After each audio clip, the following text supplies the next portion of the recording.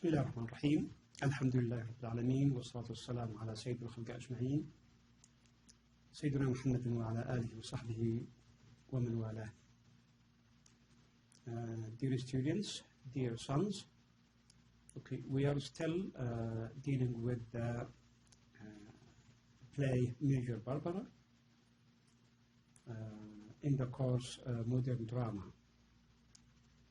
As you understand, we had in chapter 4 three important points or themes, or four in fact. We should light on the theme of idealism, after that pragmatism. Then we move to the plot analysis, and finally we had some ideas, quick ideas on poverty, wealth, and their consequences. Now we continue in the same process, shedding light on maybe three themes or 3 points or issues connected with Major Barbara for George Bernard Shaw within chapter 5.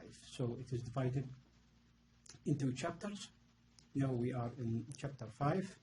The first idea, the first point to be discussed is the religion of Undershaft. And we have to realize what kind of religion. It is not the direct religion people realize or understand. Then after that we have the next point is life force embodiment. Here it is number 1, but here we have to make it number 2, not number 4 as it is shown here. It should be number 2.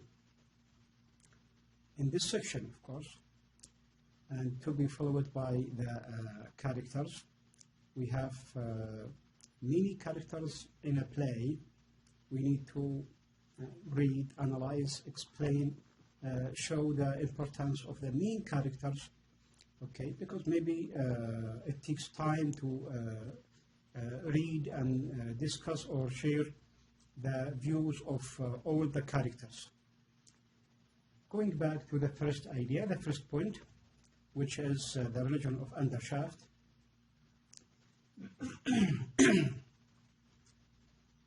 Again, the religion here, it is a sort of irony, okay, that Undershaft doesn't mean real religion or beliefs, but his religion, as we said in the previous classes, he means money and money and money by any means, okay, even to deal with Mephistopheles as described by Cusins.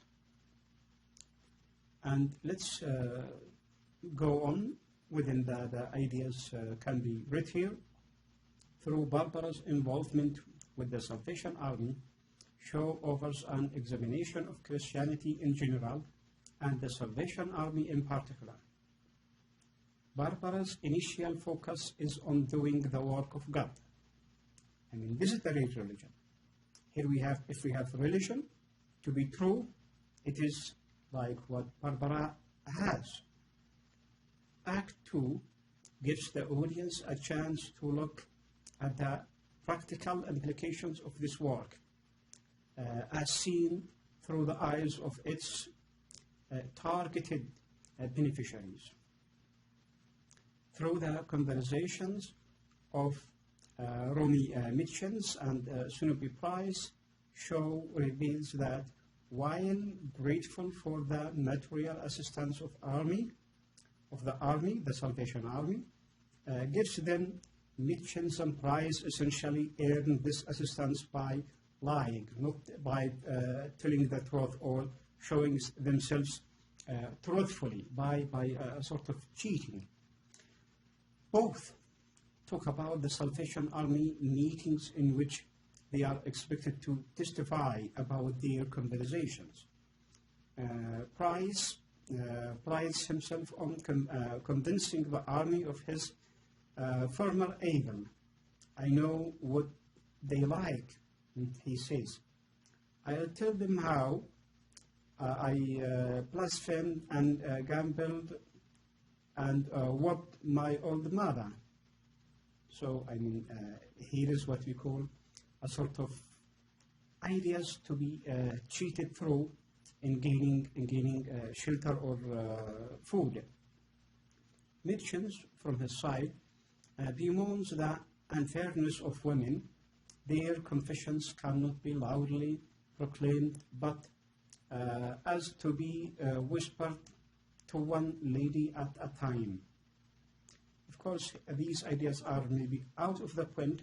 Let's continue to deal with points necessary for focusing on the religion of Undershaft. The audience discovers the army's manipulations as well as Barbara's treatment of Bill Walker in order to try to save his soul. Barbara works incessantly on Walker's feeling of guilt, but striking Mitchens and Jeannie Bill. In addition to that, Barbara believes the army to be hypocritical when it takes money from Butcher whiskey, as the same as taking money from Undershaft himself. I mean, we know the source. The source is illegal. How to accept it? Here is the controversial idea. And her father's munitions business, both of whom seem to embody a very evil the Salvation Army wants to eliminate. The Salvation Army has the purpose is to eliminate those evils, okay, not to accept from them. In the end, it is Undershaft's religion that feeds houses and clothes people. Yeah, here is the idea of George Bernard Shaw to reach within this concept. Yet, Shaw is not simply maligning the army of Christianity. There is sincerity in Jeannie Hill turning the other Greek, and Barbara's intention, though possibly misguided, are pure. In the end, though Barbara has abandoned the army, she still speaks of saving souls, but now without army's bribes of bread and healing. She sees her new mission as the raising of hell to heaven and of men to God, a change in the perspective of a person. Through the unveiling of the eternal light in the valley of the shadow. Again, philosophical ideas we have. Though Shaw reveals problems in the army's techniques, the play doesn't dismiss the search for God. The idea here is to say that the religion is not the explicit religion people know, which is worshipping God, helping people truthfully, sincerely, with honesty. So it is implicitly mentioned by Andrew Undershaft, the father, and he means any way, any method, any idea he can go through to find money and to increase his wealth, his riches, can be his religion. Now we move to the second issue, life force embodiment. The embodiment enforced upon life. What ideas we can get? So let's continue reading. Undershaft's initial relationship with Barbara is also established in the first act. Barbara's name is Undershaft. So concerning the relationship of the family, she is related to her father, and she has been raised on her father's fortune. Though, I mean here, on her father's fortune, it is not completely true. Why? Because of this idea. Though her determination to live on £1 a week symbolically rejects that wealth.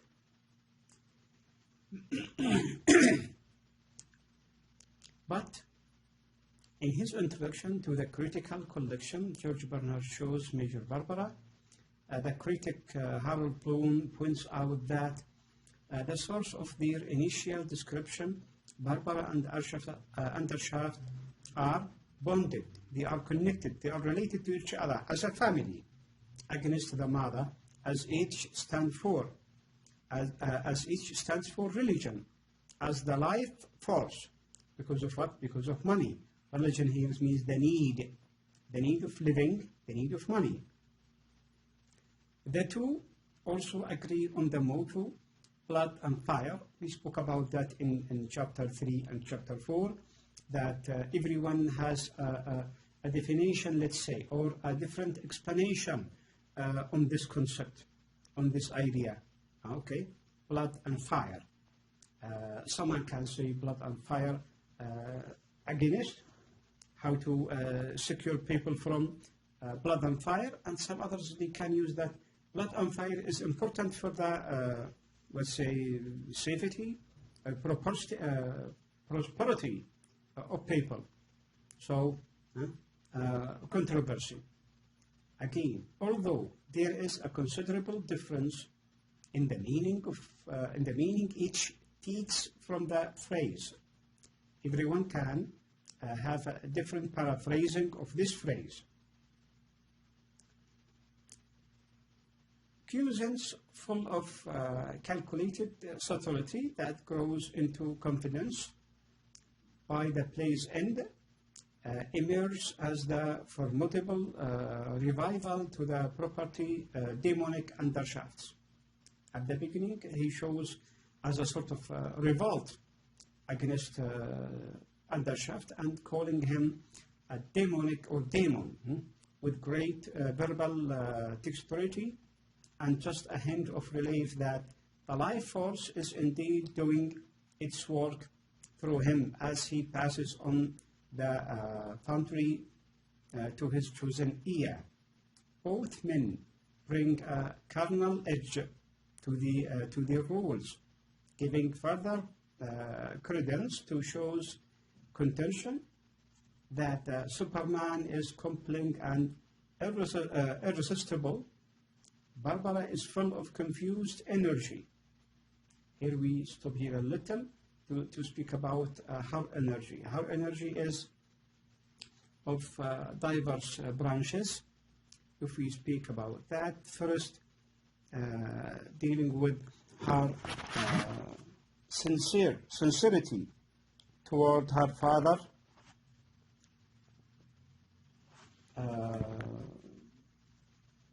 desire, let's say, the desire of bringing him back to the right way, to the right path, okay, not to go in his distorted profession. Again, the energy of helping people working in this Salvation Army with very little and insufficient salary, £1 a week, okay, sacrificing herself, but she has energy to help people. Waiting to be awakened by her father's challenge and Cusan's love. Again, here is what conflict can be emerged from this point. The three, Barbara, her father Undershaft, and her fiancé Cusans, okay, from a Shavian love triangle in which the object of their affection is the force they instinctively recognize in one another. In this play, Major Barbara show focuses on the development of identity in his lead character, Barbara Undershaft. Although Barbara has a strong sense of self at the beginning of the play, shows that her identity is not fixed and simple, but fluid and complex. Here is according to whom? According to George Bernard Shaw himself. Her identity is composed of many factors that initially seem at odds not clear, different, various. She is the daughter of a wealthy parents whose lifestyle she rejects. Instead, she chooses to work for the Salvation Army, accepting the teeny sum of £1 a week as salary, refusing wealthy life with her family's fortune, and accepting a very tiny salary or insufficient salary or wage.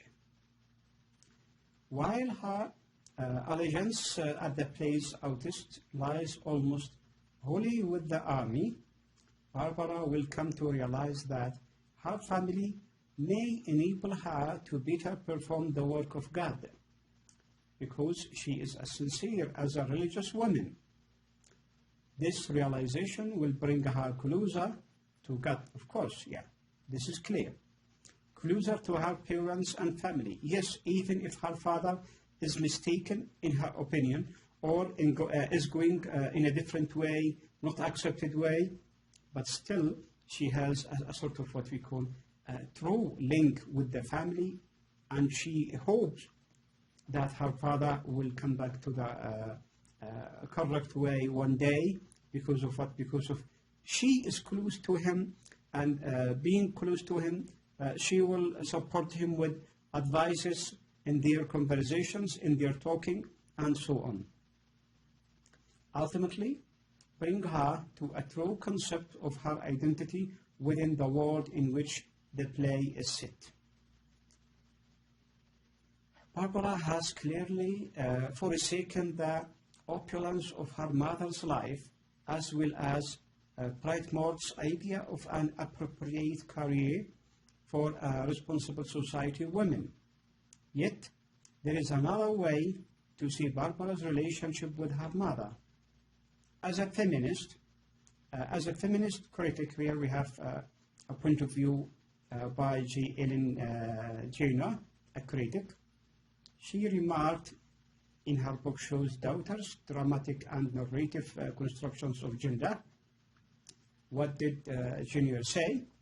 The first half of the play stresses Barbara's maternal resemblance, which Shaw notes in several stages, directions, as well as in a wonderfully comic speech by her mother. The speech the critic Genter referred to is that in which Lady Brightmore complains about Barbara's propensity to have her own way and order people about, and adds, I am sure I don't know where she picks it up, when it is in fact obvious that Barbara's behavior resembles that of no one so much as Lady Brightmore herself. It says that Barbara is following her mother as a model, as example. In addition, while Barbara has rejected the luxury of her father's lifestyle, she continues to live in her mother's house. Her autonomy and austere lifestyle are supported by a safety net in form of her mother's wealth. In spite of her verbal declarations of independence, Barbara is reliant on her mother's way of life and still very much Lady Brightmore's daughter. What can we say? What is the result here? The enforcement concerning Barbara, that she is linked, she is connected to her mother more than to her father, by all means, not only by a specific mean.